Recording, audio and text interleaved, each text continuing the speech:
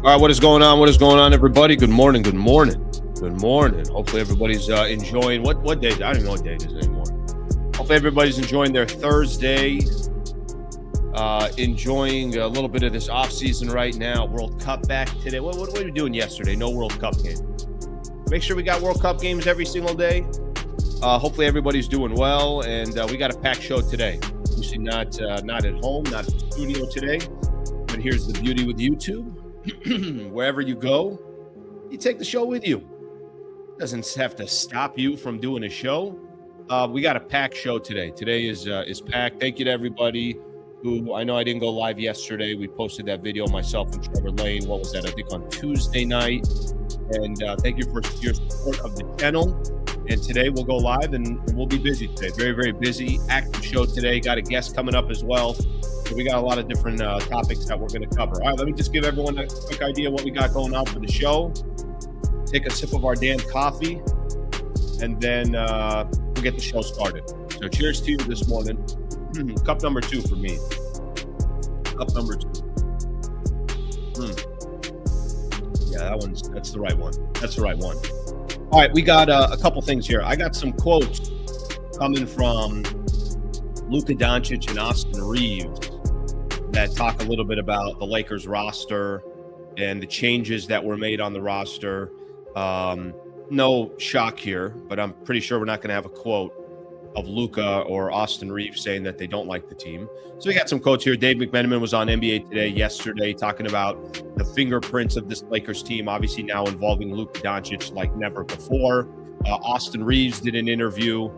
He was interviewed at the American Century Championship Golf Tournament in Lake Tahoe, and it was KRCR, which is a Fox affiliate in Chico, California. He gives his thoughts on his new deal on the new look Lakers. I'm going to spend a little bit of time on that. We're also going to spend time, I mean, it's impossible not to today. One of the bigger storylines coming out of the NBA is how this Jonathan Kuminga stuff will work out. I already saw somebody in the chat saying, Al, I'm already sick of Jonathan Kuminga. Can we relax for a second? Can we give this thing a second? They're trying to steal a player away that I think is worth a lot more than 2 years, $20 million. So there is some stuff from Dave McMenamin on Jonathan Kuminga. I'm going to have Khobi Price during the show from the California Post, who's had a couple really good articles in regards to Jonathan Kuminga, that the Lakers are far apart. Okay, well, what does that mean? That means the Lakers got to free up some space. What are some different ways that the Lakers can try to put together a deal for Jonathan Kuminga? What are some of the different scenarios, including trading Jared Vanderbilt or waiving and stretching? There are scenarios for Lakers to try to bring in Jonathan Kuminga. Obviously, that's what they're going to try to do. But there's also, I think, something that's got to be talked about. What if it doesn't reach, or what if it doesn't happen with Jonathan Kuminga? What is the plan B for the Lakers?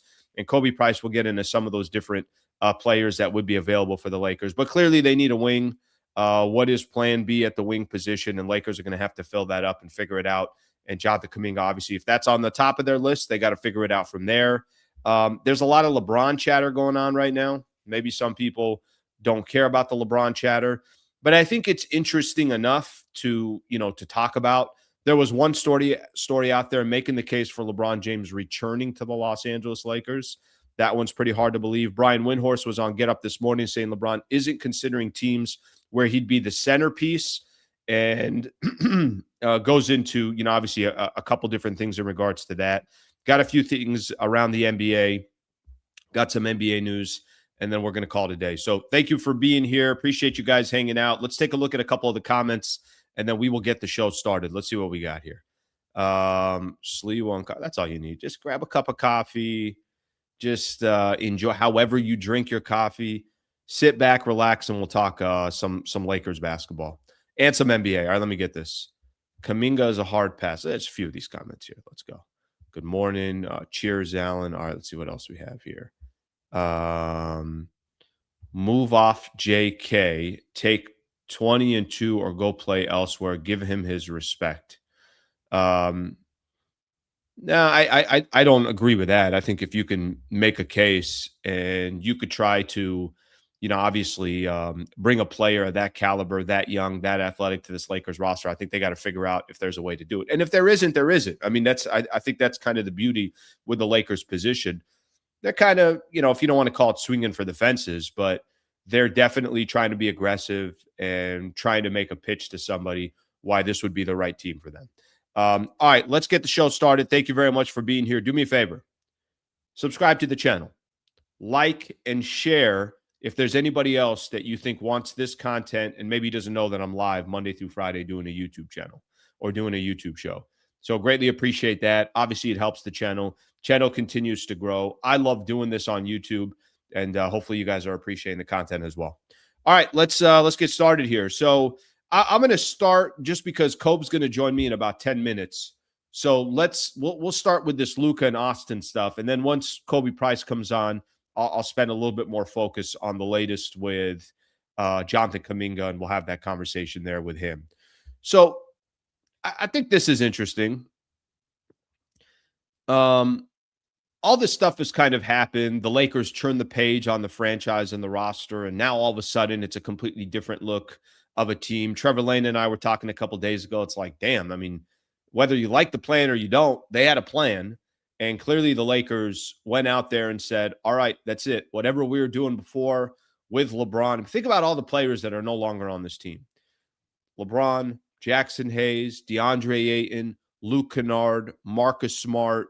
I know I'm missing somebody. Rui Hachimura. I mean, that is a huge turnover on your roster. And the Lakers obviously going in a completely different direction. Everybody knows what they're doing and why they're doing it. They're building around Luka Dončić. Whether you like the contract for Austin Reaves, which that one's tough to swallow, but you understand why you had to have Austin Reaves back on this team. And those are kind of your two pillars now, plus Walker Kessler. And then, of course, you're hoping to add as much more talent as you can on here if you really want any chance of competing against some of these upper echelon teams in the Western Conference. One of the things we haven't really kind of heard too much of is, all right, well, if you're doing all this for Luka, what does Luka think? Or if you're doing all this and this is kind of the new vision, because a lot of what we heard about Luka Dončić early on before free agency started was, hey, they've been telling this guy 2026 is the year. Well, if 2026 is the year, this is, we're in the middle of it. So let's not F this up. Let's not screw it up. Were the Lakers BSing Luka Dončić? Clearly they weren't. They went out and tried to build something around him. Dave McMenamin, NBA Today, yesterday. I'm just going to read a couple, pieces here of what he said. He said, this is in regards to Luka's fingerprints all over the Lakers offseason signings. Here's what he said. He said his fingerprints are all over this roster. I'm not saying that Luka told Rob Pelinka specifically every one of these names, but certainly there's an endorsement of Quentin Grimes, a former teammate of his in Dallas. Walker Kessler, get me an A-list center. Here's your A-list center. 7'2", one of the best rim protectors and a guy who can roll towards the rim and play offense with Luka. He wanted to play with Austin Reaves. He's back. And Mamu, I think, is a guy that they kind of discovered in Toronto that can give them more. So that quote, obviously coming from Dave McMenamin, basically how the fingerprints and everything that you would imagine Luka Dončić wants in a team and a roster is exactly what the Lakers accommodated so far in the offseason. I'm going to read one more quote here, and then we'll flip the script here and get Austin Reaves' thoughts. On Luka's reaction to the roster overhaul. I checked in with someone close. Again, this is Dave McMenamin. I checked in with someone close to Luka who told me in a word, he's excited about the moves they made, now recognizes that there's a lot of work ahead of them, but feels like this is going to give the requisite kind of win behind his own sails to march towards the championship. So Lakers obviously got a long way to go. I'm not going to sit here and BS anybody and say, that's it, they're set. This is a top 3 team in the Western Conference, and they're in the caliber of the Spurs and the Thunder. We have no idea what this team is. But your star, your superstar, the player that you're hoping eventually brings the Lakers back into that championship conversation, sounds like he's happy with the roster. Sounds like he's okay with the roster. Sounds like he'll take the challenge of what this upcoming season will be. And I just thought a couple of those quotes from Luka would be interesting. Not from Luka, from Dave McMenamin talking about Luka Dončić and, obviously thoughts on the roster from there. Let me do this here real quick as well on the Austin Reaves piece. Austin Reaves talks about signing a new deal and being excited to churn the page with the Lakers. He did an interview, I'm going to just read this. I don't think we have to play these clips, and because I got Khobi Price coming in a little bit, I'm gonna just read a couple of the quotes here from Austin Reaves. Here's what he said on his new deal. He said, "That was the main goal at the start of everything, to continue my career with the Lakers and whatever that looked like. But as far as the contract, basketball, it's all great. At the end of the day, I love basketball and I want to compete and I want to win." On the new look Lakers, here's what Austin Reaves said. He said, "Very excited. Obviously, you never want to see people you've been with for a few years leave. I don't have all the time in the world to talk about how great LeBron is and how much he means to me in my career. I'm going to miss all those guys, but it's a good opportunity for us to turn the page and see what's next." I don't need to tell you guys the amount of pressure that's going to be on Austin Reaves to deliver. That's a real contract. Austin Reaves got paid. Austin Reaves is going to make a lot of money playing for the Los Angeles Lakers. There's going to be a lot of expectations that come with it. And we know this new look roster now. There's a couple of pillars here. Luka's the initial pillar. That's the concrete, the foundation that's been set. Now you add Austin Reaves. Now you add Walker Kessler. Austin Reaves obviously bringing him back, but signing him to a new contract. And this is kind of what you're working with. So at least we get a little bit of thoughts from some of those other players. At least what you think Luka Dončić believes, and Austin Reaves, obviously you got direct quotes there. I'm going to play something for everybody here because I think it's going to be a good setup for when we get Khobi on. And we could start kind of moving on to how the Lakers can continue to improve the roster. A lot of chatter these last couple of days on Jonathan Kuminga. All right. They got to get a wing. And I don't need to tell you guys that there are some advantages and disadvantages that the Lakers have in regards to the backcourt with Luka Dončić and Austin Reaves.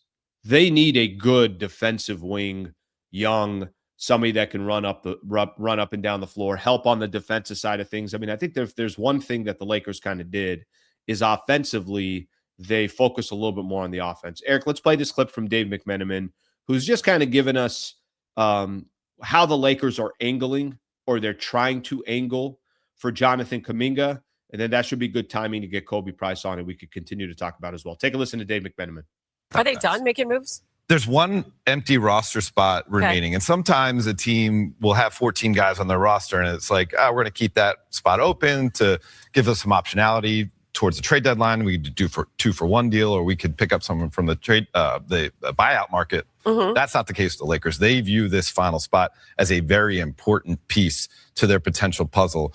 One guy they're speaking to, Anthony Slater, been all over it, Anthony Slater, Jonathan Kuminga.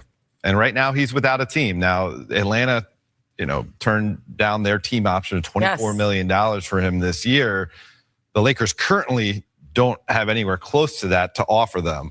They would have to do some maneuvering, perhaps doing another trade, use those 2 second-round picks that they got from Washington in the Ayton deal to maybe attach someone like a Dalton Connect or Jared Vanderbilt to a trade to free up some cap space to give him a better offer than the veteran minimum. But certainly they're trying to pitch opportunity. You will come here, you'll play on the biggest stage in basketball, and you may have to take a pay cut for a year or two, but you can get back into the big dollars. Malik Monk did that years ago for the Lakers. Mm-hmm. He's made close to $100 million in NBA contracts with Sacramento Kings since. All right, that's Dave McMenamin just kind of breaking it down, which I think is a great way of kind of explaining the Lakers' position here, what their pitch is. It's not the first time the Lakers have done this. It won't be the last time that the Lakers do this. And there's other players out there that have come at a discount, and it hasn't always worked out. I could use DeAndre Ayton as an example. Marcus Smart, it's not like he got this crazy deal in Houston where it's like, wow, this thing cashed out big time. Some players it has worked out. Malik Monk is a good example there. So I think the Lakers, obviously in regards to Jonathan Kuminga, that is their pitch. And usually when you make a pitch like that, it's because you don't have the finances to go make it happen. Now, there are ways that the Lakers can do this. I think what Dave McMenamin said, which is probably the most important thing to me, is when he said specifically about the roster and that 15th roster spot, and they got one spot left, a lot of teams might look at that and be like, okay, that's not that big of a deal. I think for the Lakers, it is critical. I've been reading a lot of listen, this is everybody's just going to give their opinions and their thoughts, but I've been reading a lot about, hey, what do you think of the roster? And, what can this team do in the Western Conference? Did they get better or did they get worse from last season? There's not a lot of people running around and saying, hey, watch out, this Lakers team, this is going to be one of the squads in the Western Conference that are going to be making the most noise. Now, even if the Lakers ran it back, was there a situation or a position that was going to happen anyways? I don't think so. So I think for the Lakers, there's obviously a lot to consider. But the Jonathan Kuminga piece of it, that last roster spot, this is not just, hey, put anybody there. It's a big piece for the Lakers. It really, really is. All right, let's bring in our guest who has been all over the Jonathan Kuminga conversation. Khobi Price, part of the California Post, obviously has been on the show a number of different times and has taken the time here. What's up, Khobi? What up? What's going on, man? How are you? Oh, man, I'm good. Live and in color in Las Vegas, Nevada. Enjoying it. Summer League, Well, I guess Summer League's been happening. How long do you stay? Too long. What's too long? Because if you told me I'm in Vegas for 3 days, that's too long for me. I'm in Vegas until next Wednesday. Okay, and I've been here, and I got here on Tuesday because I was at the Cali Classic. For those 3 games up there, that flew straight here from Vegas, and yeah, you should just get like a residency there, man. Just honestly, I thought about it. Like, obviously, when you're here, you see all the promoters and you see all the promotions. I saw a Bobby Brown one. I think I saw Carrot Top. I saw. Obviously there's the fight. Now that's not a residency, but like I see all these Mary J. Blige has a residency. I'm going to figure out where I can get a residency in Las Vegas, so at least I can get some sort of, besides working it for, some sort of something out of it. I remember there was a time I was in Vegas for a couple of days. I'm there for the Summer League, and I remember I'm trying to think off the top of my head if he had a chance to go home or not. But the year that the Lakers won it. Remember when they won the Summer League? And I want to say that might have been like the Lonzo Kuzma year. Yeah, what was it, 2017? Something like that. Yeah. Something like that. I'm trying to think off the top of my head. I remember Mike Trudell. I think might have been there for like 2 weeks straight. Like it was just like, what do you mean you've been here for 2 weeks straight? I don't know how people do it. I need some fresh air and I need to get out of that scene for a second. Well, I appreciate you coming on. I was just hitting on, and you've had a lot of really good articles that have been focusing on this. So we can go a number of different ways, but I do think having a conversation about Jonathan Kuminga, I read your latest article, and that, kind of something in the sense here, far apart is I think the word that I took, or the quote that I took there in regards to the Lakers and Jonathan Kuminga. Can you just give us the latest of, what through your reporting, what you've seen, and how realistic do you think this thing could be? Or, the Lakers better have some backup plans because there's no guarantee Kuminga would be a Laker. Yeah. Well, first off, thanks for having me on, for one. For two, in terms of far apart, I mean, I put it in the story, the last offer that the Lakers made, and this was, reporting as of yesterday and even conversations I was having last night, or up to last night rather, it's still around $10 million annually. That's kind of where it's at. Now, what exactly the number that Kuminga side is looking for, that's not something I know for certain, but you kind of go through the tea leaves. They're looking for starting level, wing level money on the contender. And you can kind of see like where that kind of lies. They're looking for a signing trade. So that's a 3-year deal, right? Like that's the preferred route because Kuminga can make more money, more so like, I guess,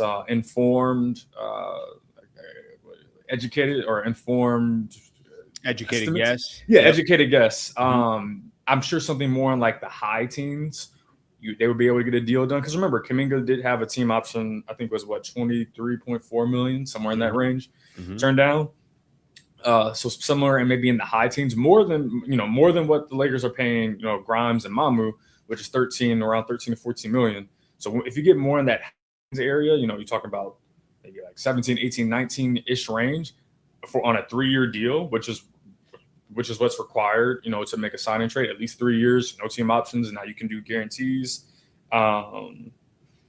But yeah, to me, like that's kind of where they're at in terms of what I mean by far apart. We're talking about maybe like a gap of potentially, at least $5 million annually, probably more, to be honest. So make a case for me why you think, because I'm with you. I mean, when I first saw the dollars come out, that 2-year $20 million, I'm like, yeah, that ain't gonna get it done, right? And if I'm Jonathan Kuminga, I'm young enough. I'm an athlete. I got definitely have an upside. I would just imagine that the finances would be better for me as an unrestricted free agent. But let me ask you this. Let's just say this is the best that the Lakers can do. Can you make a case of why Jonathan Kuminga would say, all right, let me take my chances here with the Lakers and with Luka Dončić. Let me rebuild some of this value back, and then I could walk away maybe in a year or 2 years from now and go get the type of deal that I'm making. Because I want to kind of play a couple of scenarios here. But let's pretend you're Jonathan Kuminga. Why are you coming to the Lakers? Yeah, I mean, if you're Jonathan Kuminga, the appeal to the Lakers is that you'll be slotted into a role that just fits your skill set. You know, obviously the Lakers, they have playmakers. They have Luka, one of the best playmakers in the league. They have Austin, one of the emerging playmakers in the league. You know, someone that I think kind of, because he, you know, I think he wanted to play with a career low 51 games, like the playmaking and scoring season that Austin had almost kind of flew under the radar, especially pre-injury. And then obviously post-injury, it took him a little bit of time to find his rhythm again. And then, you know, you had, you know, we saw what it looked like for Austin kind of in that March stretch going into early April before getting injured again. So you're going to play alongside two of the best playmakers in the league. You're going to play alongside one of the best rim protectors. Like your role is going to be simplified, but it's also going to be amplified because you're going to be dependent on. You're going to be dependent on to play, you know, starter level minutes consistently, night in and night out. We're talking about 27, 28, 29, 30 plus minutes a night. And that's not something that Jonathan Kuminga's, you know, really had since entering the NBA as the number 7 pick in 2021. So for Jonathan Kuminga, like I know there's the appeal of, you know, you're in Los Angeles, the biggest market, the Lakers, and obviously all that has its own appeal, but there's just also the appeal of opportunity of, look, the Lakers need, like, and I wrote this, I know the story I had yesterday got a lot of attention, but I also wrote more of a column, you know, a few days ago before that. Like the Lakers need, to me, they must get Jonathan Kuminga. Because was this right after the Rui signing, right? Rui goes to the Clippers. Yeah, you got to get Kuminga. Yep. Yeah, right yeah, and I heard over what's today, Thursday, so kind of I guess almost a week ago, last Friday and Saturday and Sunday. And the funny thing is, I was working the night before the Rui deal to the Clippers. Yep. I was like, on Monday morning, I was preparing to have a story published on it being unlikely that the Rui is going to return to the Lakers. And then it winds up, you know, that morning he wants, you know, agreeing to the deal officially with the Clippers. So to me, like Kuminga's been, and obviously I'll put in the story, like they've been going after Kuminga since the start of free agency. Or he's been on their radar priority since the start of free agency. So, but they to me, they must get him. Just because once you look at the other options, they're not nearly as satisfying when you're talking about getting a starting caliber wing alongside, I'm obviously Luka, Austin, Walker, and then I imagine if you have Kuminga, you probably start Grimes, right? And those are your starters, and you have, you know, a bench of Sexton and Mamu and Looney and Jake, and you know that's a respectable bench, but you need that starting level wing to kind of fit into everything else. Yeah, it's such a big piece. You know, I played a clip here, and I thought McMenamin did a good job of mentioning this. He's like, listen, most teams with a 15th roster spot, it's like, yeah, not that big of a deal. But the emphasis, it's like this is a key one. This is an important one. So let me play out some stuff. I love what you said about this isn't just because I think the Lakers get roped into this, and I think a lot of times I think it could serve as a purpose, and then at other times it's like, yeah, no, talk basketball to me. When people are like, oh, well, you know, it's the national stage, and the Lakers get a lot of nationally televised games, this, that, you're going to get good exposure. That's fine, but that exposure also sometimes can hurt you. I don't think the exposure that Ayton got last season with the Lakers ended up getting him the deal that he was envisioning or hoping for. And part of it, I think, is because he was playing for the Lakers and he was always in the spotlight. And there was a lot of bitching and complaining, you know, from fans and things like that. So I don't think it always works to your advantage. But what you said here, which I would have made the case for Ayton last year as well. The Lakers were obviously, they were in need of a center. But what you said about, yeah, but the fit is good. Like from a basketball perspective, Jonathan Kuminga can excel with the Lakers. Not only, yes, the national Lakers, all that stuff, they need him at that position, which means he could be kind of the best version of himself on the Lakers. can actually throw some other names out there. Like you mentioned DeAndre Ayton, think about, and I know different context for each different player, but D'Angelo Russell's another guy I think about where, obviously he was included in that trade for Dorian Finney-Smith, who also I think is a player who benefited, ultimately benefited. Dorian was a player I think who benefited from the Lakers spotlight, being able to get a bigger deal in Houston. So, but there, it can go both ways. You can play well. Yeah, you can play well. I know like Malik Monk's also another example of like you play well in LA and then you got paid on the back end. It also depends on where you're at. Like Kuminga, younger player, 23 years old, former lottery pick, former top 10 pick at that. DeAndre Ayton, former number 1 pick. I think at the time he was 27 years old when he came to the Lakers, similar to Kuminga in a position, like trying to fit a position of need that the Lakers needed, recruited by Luka, and sometimes it depends on, depends on how you perform once you actually get here or get to LA rather, because that's the ultimate thing. But the Kuminga part is like it's clear, like he fits, and even it's not saying he's the perfect player because he's not. Like even with not my last story, but the previous story I wrote about him, I talked about he's not the best shooter, he's not the most efficient one-on-one creator. Like there are deficiencies in his game, just like any other player. However, the things that he does well, those are the things the Lakers need: the athleticism, the perimeter defense, the one-on-one defense, the ISO like these are the things, the size. These are the things that the Lakers need generally, but specifically at that position, especially when you consider all the other moves they've made. They got their big man. I think if they're able to get Kuminga or another starting level wing, they're able to, role orientation, slot every other player into their proper spot. Mamu, I think, is a good player. Is he a starting level forward or wing on a team that has title aspirations? Probably not, and that's okay. But if he's your 6th or 7th man, that's a better spot for him where he's playing more in the low 20s as opposed to expected to play in the high 20s and 30s. So, I think this part of it is also just like getting him in that spot, but also everyone else can be slotted in their correct spot as well. Okay, so let's I go to a car dealership and I'm like, hey, you know what? I really love this car. I really want this car. And they're like, sounds good. The car's $40,000. You're like, yeah, you know what? But you know what? I got about 30. Does 30 work? And they're like, no. Let's just pretend with Jonathan Kuminga. It's like, yeah, I get it. I see it. I see the fit. I want to play with Luka. I want to play with Austin Reaves. But guys, I'm not signing for 2 years, $20 million. I just gave up. There was an option potentially, like you said, the $23 million, whatever the case was.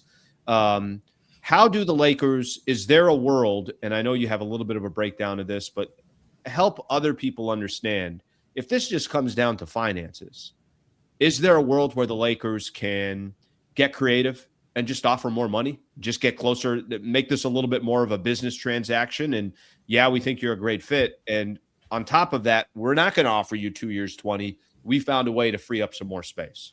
I mean, honestly, at this point, it'll just be too difficult from the standpoint of they're out of cap space. I mean, as of right now, they don't have cap space. After all the signings that they've done, they still haven't done the Sexton signing or the Looney signing or the Austin Reaves re-signing. But even without those three, they've used all their cap space. They're no longer a cap space team. So I wrote this in the story, and I think this was before. They could have, if they cleared up, they would have to clear up $20 million of cap space just to get to like a straight up unrestricted a cap space 20. The deal that you're talking about, 2 years, $20 million. That to me, that's not as. It's just not as. I mean, they could do that now, but that's like I'm just doing the math. Like that's Vando, that's Jake, and that's probably Dalton. Like you have to clear those three guys out and bring nothing else in, and that just gets you straight to $10 million. So to me, and that's just $10 million, let alone the more that he's looking for. So to me, I put in the story, the option that the Lakers, if they really want Kuminga, they're going to have to go down. They're going to have to play ball with Atlanta. They're going to have to do a signing trade to get Kuminga the number he wants without sacrificing their own depth. Because the other thing is, okay, say you're able to attach, let's just say you're able to trade. Because the other thing is like there aren't many other teams with cap space right now around the league, right? Sure. So even if you couldn't just trade Vando, into to wherever, to Chicago for $12 million, attach the first your pick swap, and then trade Jake in a second rounder to somewhere else, and then Dalton, like that's what it require. But if you could do, and I put the framework, like sources told me that Atlanta's willing to do a deal with the Lakers that would send Jonathan Kuminga to LA with the framework rather. Jonathan Kuminga comes to the Lakers or goes to the Lakers, and then the Hawks receive Jared Vanderbilt, and the Lakers 2020 2032 pick swap. It's so crazy saying 2030 when you're talking about draft picks. That's the framework in which the which the Hawks are willing to, make a sign and trade for Kuminga. Obviously, within that framework, you can add more. The Lakers could add, additional, assets. Additional assets. Mm-hmm. Whether at least in this case, it would be second round picks, and maybe they could attach a Jake LaRavia or Dalton Connect or someone else, to make it even sweeter for Atlanta. Because in this scenario, Jarrett Vanderbilt's making $12.4 million. Kuminga is going to be more of an outgoing salary. So at least for Atlanta, you can make it more.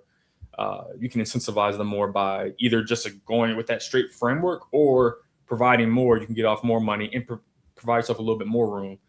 I don't know how deep people want to get into this, but even though the Lakers are over the salary cap, they have plenty of room before, especially in the sign and trade, they have plenty of room before they would hit the first apron threshold. Gotcha. And this is again this is their last roster spot. I know that typically the Lakers have liked to go into a season with 14 guys. Sure, roster spot available. Roster spot available, buyout guys, potential trade in February, March. You don't know what happens. So I could see, again, this is when you're talking about educated guesses. I could see the Lakers, if the framework that I've been told is Vando and the pick swap for Kuminga, I could see the Lakers trying to include another player and then maybe attaching another asset so they could free up a roster spot, a little bit more money, and a little bit more room under the first apron. And then obviously you can get Kuminga on a deal that he wants. And then the Lakers have Kuminga, a roster spot, and they have a little bit more financial flexibility.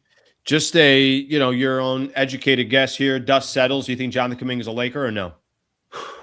I think so. I think they found a way to make it work. Okay. I know the other options Kuminga has. I put in there Cleveland. Cleveland's a very strong suitor. They don't have the financial flexibility that Lakers have, but at the same time, I know that if this it's July 11th. It's July 9th. At a certain point, LeBron. Obviously, the whole league's we're waiting on LeBron, right? But at a certain point, Kuminga's got to make the best business decision for his career. So how much longer is he willing to wait? That's the other part of it that the Lakers, have to be careful with. Give me some plan Bs. What are some players out there if Kuminga doesn't work out? You're still trying to figure out that 15th roster spot. What are some good plan Bs there? I know the Zaire Williams, the former Nets forward. He's a player that the Lakers expressed interest in around the start of free agency. Where they're at right now, remains to be seen. But I know that was a player that they expressed interest in at the start. I'm just thinking who else? Matisse Thybulle's an unrestricted free agent. Bruce Brown's an unrestricted free agent. It's funny because Bruce Brown, I remember very recently, he went on a podcast and he spoke about how close he was to signing with the Lakers. I think that would have been the 2023 offseason. And essentially, I think the Lakers kept D'Lo instead of getting Bruce Brown. I think that's what it was. And I think it was because the Pacers just offered a lot more money than the Lakers. Right. So obviously there's a connection there between Bruce Brown and the Lakers. I said Matisse Thybulle's also not, there are other wings available. I mentioned, PJ Washington in Dallas is someone that the Lakers have been rumored to tie to, but I've had multiple people tell me that, his contract, I think is 4 years, 80 high, somewhere in the high 80s left on the deal. Not the most appealing for the Lakers. So the plan Bs, at least from right now, are plans B, C, D, going down the line. Those are kind of where they're at. That's something I've been trying to ask more about, get a better feel on. It's okay, if it's not Kuminga, then who is it? Mm-hmm. Yeah. Then who is it? Are you just comfortable having this as your roster going into September, the current roster right now with the 14 guys? And then you think you have confidence you can figure it out come, December, January, February? Or is it, no, we're going to figure out the wing position, July, and then feel good about the roster or the roster set going into the fall. PJ Washington's interesting because, like you said, I think he had a lot of success with Luka Dončić. I think if you're asking Luka, hey, what do you think of PJ Washington? I'm sure all he has is positive things to say. But here is his contract. He's $20 million this year, 19.8, 21 next year, 23 the following year, and 23.5 the year after that. So he's under contract till 2029, 2030.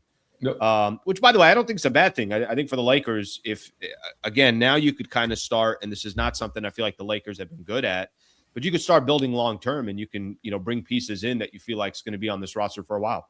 I mean, that's kind of what they've done this summer. Austin Reaves, 4-year contract. Walker Kessler, 4-year contract. Quentin Grimes, 4-year contract. Mamu, 4-year contract. Now, all of them have player options, right? But so really maybe more like 3 years guarantee with the player option. But that's like in the modern NBA, that is long term. That is long term. These are all long, and those are all, at least besides Austin, those are the longest contracts they can offer outside of the player option. So we've seen this, like, the Lakers clearly have players that they believe in, or that they have confidence in, and they have confidence will fit alongside Luka. So they've shown that they're willing to invest long-term deals into the guys that they believe in. Khobi, were you surprised just how things have gone? Were you surprised with this kind of the drastic change that the Lakers have made, or did you feel like that was coming when you saw everything kind of go down here in the last 10 days or so? I'm not too surprised. I mean, you kind of get a feel for. I mean, it's surprising when you see just the volume of players. I mean, look, it's been written about, it's been said, tweeted, posted. Like, just to have an entire starting lineup from the first round of the playoffs and just that entire starting lineup just gone, it's a little drying. Like, this is the team that you were relying on just 2 months ago to take a 3-0 lead in the playoffs, and now that lineup just gone, or 2.5 months ago. So it's a little bit more a little jarring, but it's not shocking because since the Lakers acquired Luka from the Mavericks, it's been clear they've been looking at this summer. Rob told Luka verbatim, like, this is the summer that we're looking to really build around you. This opportunity to do so. Optionality has been a big word. So we knew, it's been out there that this could be a big summer for the Lakers in terms of putting everything around Luka, but it is still just jarring seeing, all the guys who have, won playoff games or playoff series for the Lakers, have had memorable moments for the Lakers with LeBron, Marcus, Rui. I mean, Rui's like Rui was on the team that made it to the 2023 Western Conference Finals. I mean, honestly, if you just look at that team, think about the team who made it to the conference finals for the Lakers 3 years ago. Who's left? It's Austin. Yeah, just Reaves. It's just Austin. I mean, that just kind of shows you. I mean, I know there are a lot of the 2021 finals. Like, there's been a lot of graphics of just like the players left from the Bucks and Suns teams, and it's just Devin Booker from that finals matchup. But it's from the 2023 Western Conference Finals, at least for the Lakers. I think it's just Austin, and that's it. LeBron's gone, Anthony Davis is gone, D'Angelo Russell's gone, Dennis Schroeder's gone, Rui's gone. Like, you go on down the line. I was going to say someone else's name, but they're in trouble. They're in deep waters, and if you probably know what I'm talking about. Well, I'll tell you this, and I think there's, part of this where I think there were a lot of Laker fans kind of waiting for, hey, is there going to be a new chapter starting? And listen, if you're going to do it, this is the way to do it. Now, we don't know if it's all going to work out. We don't know what players are going to be great. We don't know where the Lakers will kind of stack up in the rest of the Western Conference, but I do feel like it was time for them to, start a new chapter and a new page. Obviously, Lakers did that. A couple more quick questions for you, and we'll let you go, brother. Walker Kessler, obviously part of the Lakers now. What's your level of excitement to see what Kessler on the Lakers? What's maybe some concerns that you would have? I mean, obviously, I think instantly one of the things that comes up is just his injuries that he's had. But just, your thoughts on the Lakers looking like they got their center for the future.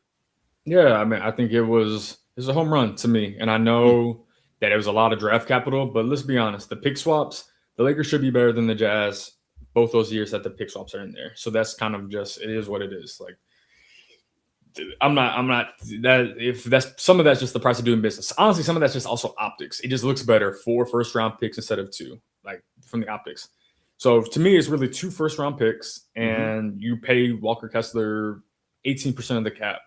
Some of that's the price of doing business when we're talking about restricted free agency. I agree with you.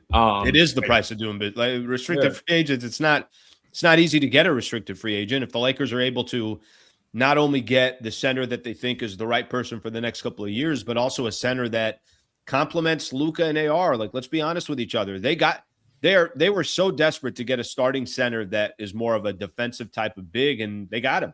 Yeah, they got him. I mean, he's defensive oriented, but he's also a possession creator with his offensive rebounding, obviously the rim protection. Like, he's their guy. And I have to give credit and kudos to the Lakers front office for getting their guy.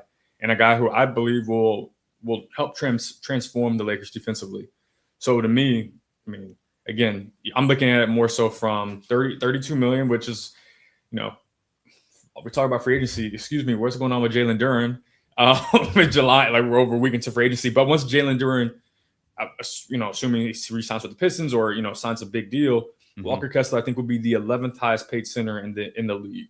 And after next season, it'll probably be Victor Wembanyama is going to get his deal. So I think he'll probably be more like 12th, which is, let's be honest, Walker Kessler hasn't played in the playoffs. He hasn't proven to be like a start. He has not had the opportunity to be or to prove himself to be a starting caliber or high level center on a playoff / contending team. But there are things there that let you believe that, I think he's about to turn 25 later this month. That lets you believe he has plenty of room to grow individually, in addition to just how he complements and how he can help transform the Lakers defense. So to me, and it's 18% of the cap. The cap's rising. It may not be rising as high as expected, but it's still rising. The deal to me is going to age well, especially when you consider his age, how he complements the rest of the Lakers or complements the best Lakers, and then the potential progression, individually for him. Final one, buddy, and I appreciate your time as always. When the dust settles, where do you think LeBron ends up? Magic question. I feel like it's down to 16 teams. There's only 16 left that we got to go through. My favorite part was when I guess it makes sense, but it was 27 teams that were I think that was what Rich Paul, Clutch Sports CEO, said on his podcast with Max Kellerman. It was 27 teams. I was like, well, I know one of them's not the Lakers, so who are the other two? 27 teams. That's awesome. That's hilarious. I think it was 27. It's like, who are the other two who didn't? No, I think it's going to be Cleveland. Something like, and this is more like a gut feeling. Like, it just feels like Cleveland. Who are the 5 teams left? It was Cleveland, Miami, Philly. Philly, I think on Miami, that list. Philly, Minnesota, and Golden State. I think those are the 5 teams that are still on the board.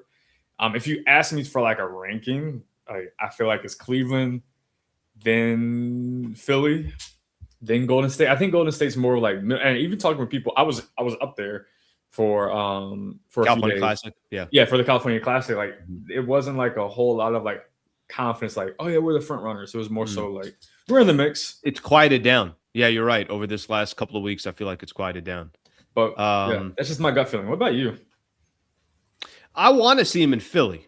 I think Philly would be a really nice fit for him. And I think you take so much pressure off LeBron where, hey, give us 20 minutes a night. Hey, take days off when you need it. And I think it would just be kind of a fascinating Eastern Conference playoff run with Boston, Miami, Philly, and Cleveland and New York. Like, these markets that are all, I think, it'd be a fun run. And I think the Cleveland Act, can they use them? Of course they can. I guess want to see something a little bit different. And, Jaylen Brown joining the Sixers, and you got a lot of personalities that would be there as well with Embiid and Edgecombe and Maxey. But I think that'd be fun to watch. And again, you're also putting him in a position where you really don't need a lot from him in that regular season grind. And that's got to be the main thing that we watch here. So I'll go Philly. I like that. I think the best, at least the term for me, I think the best like pure on-court basketball fits, or just like I would love to watch it, would be Philly. I think it's my number 2, Minnesota as well. I think Minnesota, just him fitting in next to LaMelo, Ant, McDaniels, Gobert, Ayo Dosunmu. Like, if that's your top 6, like, to me, that is, it's interesting. Yeah. And then you also have Terrence Shannon Jr. Like, that's a fun, but Philly too, like, you got the guards there.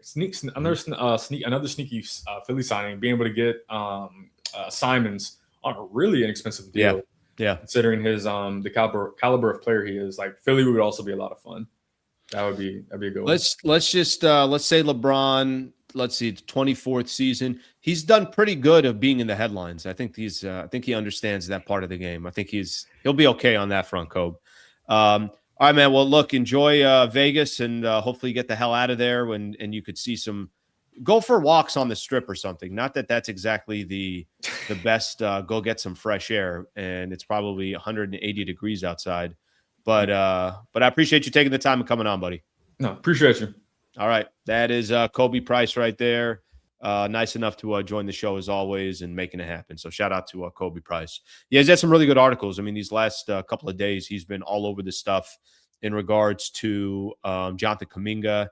I love one thing that he said, and I know I owe you guys comments here and everything, so I'll take a look at the comments here soon here. But I know one thing that he said that is probably the biggest thing to me is how he talked about just from a fit perspective. Forget all the other stuff. You could be in LA and it's nationally televised and you got endorsement opportunities. Yeah, how's the basketball part of it? And Jonathan Kuminga sounds like he'd be a great fit. I don't think 2 years, $20 million is going to get it done. I don't. I think that they are going to have to be there's going to need to be another element, it sounds like, with the Atlanta Hawks helping out a little bit here. And I know they don't have many assets, but any assets that they can include in a deal sounds like to me is what it would get done. And also, I don't really want Jonathan Kuminga on the Lakers on a short-term deal.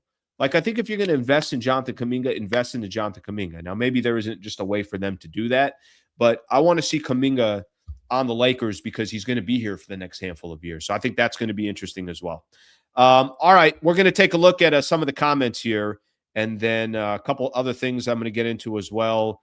There was an interesting story on LeBron that I'm going to get to in just a second, and I already saw some people like, Al, can we not talk about LeBron? Wait, listen, if there's a show that has avoided LeBron up to this point, I think it's me. I might be the only one that has been, under the radar avoiding some LeBron stories. But at some point, LeBron makes the headlines here. Let's give a quick shout out to Brad Wallace and the Wallace Firm, phenomenal partner of the channel. Shout out to them. Just a quick backstory here. When I was on radio, that's when I first met Brad Wallace and the Wallace Firm. And he stuck around with me on radio for a handful of years. I've known him now 5-6 years. I want to say 6 years that I've known him. I love the story when I went independent. This is just about 2 years ago or so, under 2 years. Brad Wallace is like, well, I'm coming with you. Very loyal to the channel. Really, really good guy. Huge Laker fan. Based out in Encino. He can help anybody in the state of California. We've had listeners that have reached out to me and say, Al, here's the situation that I'm in. A family member's in a situation. Can you introduce me to Brad Wallace? Of course, the answer is yes. If you want to send me a personal email, feel free to do so. If you want to fill out the free consultation, wallacewins.com/Sliwa, feel free to do so. And would love to obviously get anybody that is in a situation or a predicament, he can help. At least I'll make the introduction, then you guys can take it from there. Thank you again for our partners, and thank you to everybody that has supported our partners. All right, let's keep moving here. What do I have here? I'm almost forgetting here of some of the topics that we went in. The plan B, by the way, for wing players, Zaire Williams, Bruce Brown, Matisse Thybulle, those are most of the names that we keep hearing. So we'll see what happens. Just that one thing on PJ Washington. I think he'd be such a phenomenal fit for the Lakers, but he's got an expensive contract. I mean, let's, be honest here. He's got an expensive contract, but he's got great history with Luka, but it ain't going to be easy to get him. So let's, see what happens. And maybe the whole, the Dallas Mavericks, they've moved on and they don't care anymore. And you got a new Masai Ujiri, who's the president of basketball operations. Maybe there's a world there where it doesn't matter as much as it did in the past as far as that the previous trade that we had. All right, let's obviously the Luka trade I'm referring to. I'm going to take a look at some comments here, and then I'm going to mention a couple things, the latest on a couple LeBron stuff, things that I want to get into. Kuminga is an average three-point like LeBron, three-point shooter like LeBron, but he's 23 and it can improve. Also much better defensively, mid-range and shot creating, capable of 20 points per game. Here's why I would like Jonathan Kuminga. I'll make it very simple for you guys. Not because he's a sharpshooter. Not because he's a spot-up shooter. Not for any of those reasons. The reason why I think Jonathan Kuminga would be a good Los Angeles Laker is because he's a legit wing defender. He's legit size, great wingspan, somebody that can lock up on the defensive side. And then if you want to look at him, what he would be for you offensively, slasher, crash the glass, be at the right place at the right time. You're going to have guys like Luka and Austin Reaves finding you. I like him for those reasons. But I like him more than anything else. I like him because I think he'd be a phenomenal defensive presence for the Lakers. And they need more help on defense. Let's just, I think if you look at what the Lakers did in the offseason so far, Trevor and I were getting into this a couple days ago that, defensively, you need more on the defensive side. I've said this before, and I'll say it again, and maybe the Lakers will take a little bit different of an approach here, but I'm not, if you're somebody that loves the NFL, well, you're not winning many playoff games 35-28. Typically, I think for a lot of these things, you find yourself in a position anytime in any sport, you better be able to get stops. And the Lakers right now don't have enough defenders. They don't have enough players that can get stops. And I think, a lot of people know that. So Jonathan Kuminga could be a big difference there. Day one, appreciate the super brother. Thank you very much. Let's get some more comments in here. Anybody that sends a super, 100%, it's going to get read. At the same time, you never have to feel obligated to do so. I agree. I'm good with Kuminga and Zaire or Matisse, but you need more than one. Got to find a way to get off some of those non-rotational guys. Lakers definitely have roster spots that are being eaten up from players that are not going to do anything with the Lakers. So I'll tell you guys what I'm referring to in regards to that. Vando, I think, has been a little bit of a scapegoat, but clearly JJ Redick only saw a certain amount of value in Jared Vanderbilt last year, and that's $11-12 million a year. Dalton Connect, for the love of God, can somebody free Dalton Connect up and let this man go play somewhere else? We'll see what happens there, but obviously the Lakers don't believe in him, haven't used him, and he's probably just so much better off being somewhere else. Jake LaRavia, I think the further the season went on, Jake LaRavia for me, and I think for a lot of Laker fans, I don't mind giving the guy another chance. I mean, there's final year of his contract at $6 million. He's basically there to eat up minutes, but damn, his playoff performance, that dude looked shook every time he touched the ball. Looked like every time that, he had a possession of a ball, looked scared to be a part of it. Let's read this one here. Christian Pulisic equals Jonathan Kuminga player comparison. Much different. Pulisic was supposed to be the best player for the United States, or one of the best players. JK would not have, those he definitely would not have that type of pressure or anything like that on him. All right, let's keep going. We've got a couple more topics I want to get into here before we call today. Shout out to everybody in the chat. Appreciate that. Shout out to everybody that's watching this, whether you're watching it live or you end up watching it a little bit later. Let's get our subscriptions up. So we're doing great here on the channel. A lot of people obviously interested in the content. I appreciate it. But if you're not subscribed, please subscribe. Okay, so I want to play something here from everybody. Let's get in here. Brian Windhorse talking LeBron. First off, let me just say this. There was an article, Andy Bailey article for Bleacher Report. I'm going to read the title to you, and then I'm going to play something from Brian Windhorse. Here's the title. Making the case for LeBron James returning to the Los Angeles Lakers after all. Let me give everyone some breaking news, some shocking news. LeBron's not coming back to the Lakers. Okay? Can we all be on the same page with that? I feel pretty confident that LeBron James is not coming back to the Los Angeles Lakers. So we'll get that one out there. And I get it. If somebody wants to make a case and say, yeah, but they need somebody in the wing, this, that. My people, the page has been churned. The chapter is over. The Lakers have moved on. LeBron has moved on as well. If there's anybody that wants to write an article or make a case for LeBron returning to the Lakers, I think you're wasting your time. He ain't coming back to the Lakers. So let's leave that one alone. When Eric sent me that article this morning, I said, put it in there, put it in the rundown, because I just want to say, and I think everybody knows this. This doesn't have to be breaking, shocking news. LeBron will not be wearing the purple and gold next year. Fair? Okay. As long as we're on the same page there. Eric, put up this Brian Windhorse stuff real quick on Get Up this morning. And I'm going to play that. And then I got a couple things around the NBA we'll get into as well. And then we're going to call it a day. Take a listen here. Here's Brian Windhorse talking LeBron. We saw it on the whiteboard on the Rich Paul and Max Kellerman podcast. They laid out at least the teams we believe to be in the mix. One of them being Cleveland, Wendy. And we know that Donovan Mitchell signed the extension this week. How do you think that factors in potentially to LeBron going back home and finishing his career with the Cavs? I don't think it factors in really at all. Donovan was going to be on the Cavs this year no matter what. LeBron is making a year-to-year decision. The investment in Donovan Mitchell is a 5-year investment for the Cavs. They want him to be their cornerstone and franchise centerpiece going forward, no matter whether LeBron wants to get there or not. And by the way, that would be the case in any of these teams LeBron is considering. He's not considering any of these teams where he would go in and be the centerpiece player. That's why he's only going to make a minimum contract or an exception. If he went to Golden State, Steph is on the verge of getting an extension. Giannis Antetokounmpo is trying to get an extension. Obviously, in Philadelphia, there's 2 or 3 players you could consider franchise players. All of these places, LeBron is coming in as a supporting piece. Donovan Mitchell, that situation with his contract would have been that way no matter what. All right, so that's Windhorst talking a little bit LeBron. Like I said, and I think this is important to point out, I said it with Khobi as well, that the less that's on LeBron James' back, the better off LeBron James is. And I think that's obviously a positive thing for LeBron. I'm curious, I got kind of a little bit of a fascination of where he ends up. Not a ton, but just enough there where it's like, hey, if he's on Philadelphia and he's playing with the 76ers, if he's in Golden State and he's with Steph, okay. I'm curious to see where it all ends up. The Minnesota one's a little more interesting too. I don't think he's going to the Timberwolves.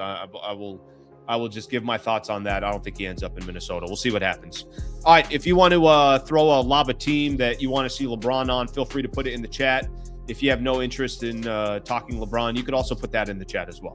All right, a couple NBA stories, and then we're going to call it a day. Again, appreciate you guys being here. Let's see what we have here. Let me take a look at what's going on here in the chat. Just a couple things here real quick. Top NBA stories. A 6-team trade made between the Wizards, the Grizzlies, the Mavs, the Bucks, the Pistons, and the Clippers yesterday. D'Angelo Russell moving again. My Lord, D'Angelo Russell. This man is living on a U-Haul truck. Just every 6 months, he's moving somewhere else. 6-team trade. I don't need to get into all the details of it because there's a lot going on here. But Chris Middleton back to the Wizards. Obviously, that's as he moves around, he's going back there. Donovan Mitchell agrees. You guys saw that. 4-year, $273 million extension with the Cleveland Cavaliers. My man is getting paid. Look at this money he's getting. 2027, 2028, 61. 2028, 29, 65.7 million. 2029, 2030, 70.6 million. And 2030, 2031, Donovan Mitchell in a player option year will be making $75.5 million. Jesus, people get paid. Damn, they get paid. I saw this as well. Kyle Lowry signed a 1-day contract with the Raptors to retire with the franchise, where he played 9 seasons over his 20-year career. Obviously won an NBA championship there with the Toronto Raptors. Kawhi Leonard back now in Toronto. Didn't I read something too? DeMar DeRozan, maybe there's some interest there, mutual interest, something like that. I know DeMar DeRozan is no longer going to be with the Sacramento Kings. All right, I'm going to read a few comments here. We're going to call it a day. Appreciate you guys hanging out. Let's get a couple of these in here before we call it a day.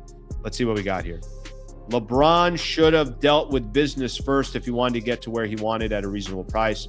He ain't getting paid at fair price at the team he might desire the most. Why? I think it looks like it's not coming down to dollars and cents for LeBron. We'll see what happens. I mean, usually dollars and cents is how LeBron typically thinks. Give the man credit. He's built an empire in regards to that. But we'll see if, obviously if he ends up ending up on a team and money doesn't matter, just specifically because of, obviously just specifically because of, I guess the chance of wanting to win an NBA championship, being on a roster where they're not taking up much of the space. We'll see what happens here. Thank you for your service, LeBron. Okay. Let's get some more here. No thing. He's not coming back. I mean, that's the whole reason why I made the comment that I did. Please, Lakers, no more guards. Okay. This one, Kuminga is not worth all this attention. Yeah, here's why I'll disagree with you. If they got a chance again, Jonathan Kuminga, they really, really do need a wing. And I think because of those reasons that it is a big deal. And if you're 15th roster spot, and if you got him for 2 years, 20 or somewhere around that range, I think that's a big deal. So I'm not going to understate that because I do think there's something there. All right, let's get one more in here from John Wayne. Game the Mind and ESPN. Every sport's preposterous narratives working overtime to find the king without a castle, a job. Well, yeah, I mean, I've told you that before. I mean, ESPN's all over this coverage of LeBron. You don't think they love this? There's probably some agreement here like, hey, can you just wait 2 weeks? Just wait 2 weeks. We need this content right now. We're not carrying the World Cup. Give us 2 weeks, LeBron. Just give us 2 weeks. All right, everybody, that's all we got for today. I appreciate everybody joining the show. Shout out to Khobi Price that joined the show. Shout out to Eric Sklar producing in the background. Fun show today, but I do got to run here right at 9. So thank you, everybody, for being a part of the show. We will see everybody tomorrow. Thank you again for being a part of the show. I'm not sure yet, either a recorded or a live show tomorrow. I'll keep you guys posted on that. But shout out again for being a part of the show. Thank you, everybody.